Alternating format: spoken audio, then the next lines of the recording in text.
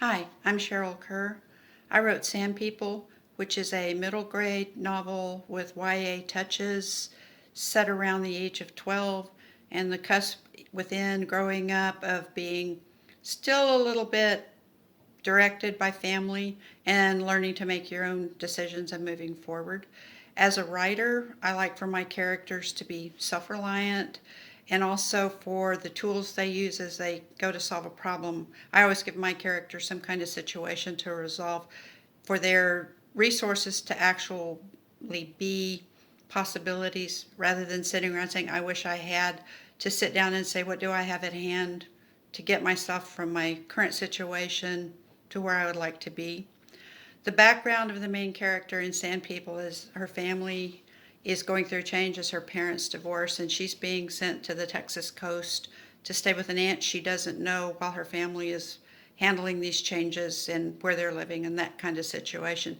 So Leah sets out already with a double worry of new place, to be a different person with no support, but also with the things she's always known as the constant of her childhood always being different. The excerpt I'm going to read goes to that.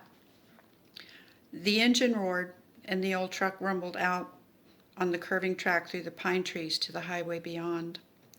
Leah whirled around and ran through the house, up the stairs to the window at the end of the hall. From its height, she could just see the roof of the truck as it accelerated along the road. She stood and listened to the boom of the waves on the beach. She tried to make their sound block out the whine of the truck's engine on the road.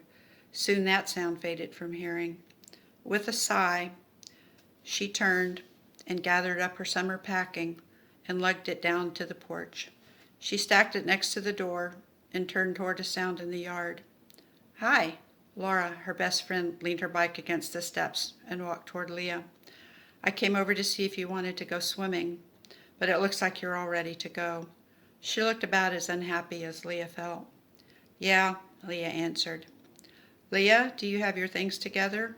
Mom appeared on the porch and called to her. Leah nodded, and her mother vanished back inside for one last check of doors and windows. She turned back to Laura. She's pretty mad at me, she whispered, and touched her curls. Laura nodded. In a rush, Leah felt hot with shame at how she had treated Laura at times. She wanted to say so, but the words stuck in her throat. She pretended to be busy. She took her bag to the car and slammed the trunk and turned back toward the house. The ocean danced blue and white, teasing her just beyond Laura's head in the trees. She sighed.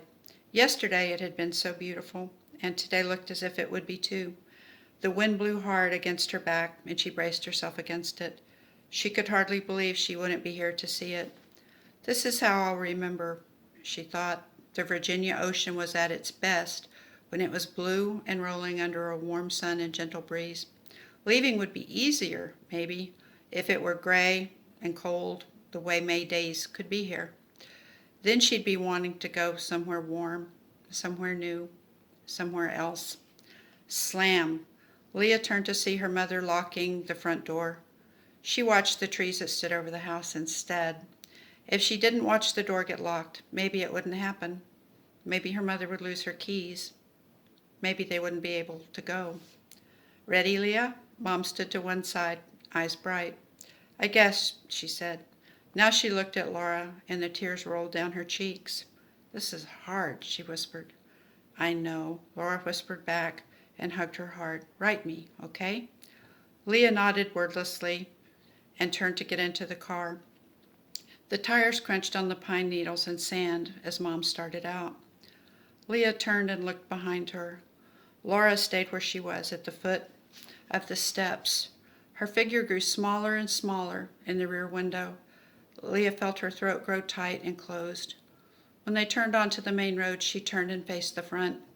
She watched the sandy ground speed by next to the car as the tires took her farther and farther away. Would she make any friends where she was going? So Sand People, for Leah, as she gets to the Texas coast, she discovers a mystery. And Sand People follows her as she decides she wants to solve the mystery. and she learns to do research. She goes to one of the coastal museums and she learns how to stick things through to the end. Her aunt is very disapproving of this effort for a 12-year-old. But every age has problems and every age has opportunities. And I like to write my characters as though they're adults in training so that we don't act like children don't have grown-up thoughts, because they do, and feelings. And I wanted Leah to be self-reliant. So in SandPeople, as it wraps up, Leah has solved this mystery through her own work, her own research, her own people that she's met, and her aunt grows to be impressed with Leah's being able to do that. SandPeople is historically accurate, so what I did was I went to South Texas and I researched how things actually could be for the immigrants that were coming from Europe to solve issues and to be here within their countries and settle Texas in the 1840s. So that's accurate. So you watch Leah grow and learn, and readers of SandPeople actually get a gentle lesson in history of why people left Europe and the hardships of settling in Texas. Additional conversations, book club topics on SandPeople have been the family relationship aspects that hit the divorce and the relationship of family life to school and how hard that is for the kids going in directions. An added conversational angle there has been a number of adults have identified with how the divorce was handled in SandPeople, so that we've been able to watch parents and kids discuss the common event of divorce and have a little bit less of a feeling that everybody's on a different side, so that they can journey through it together. Because SandPeople, again, is a journey.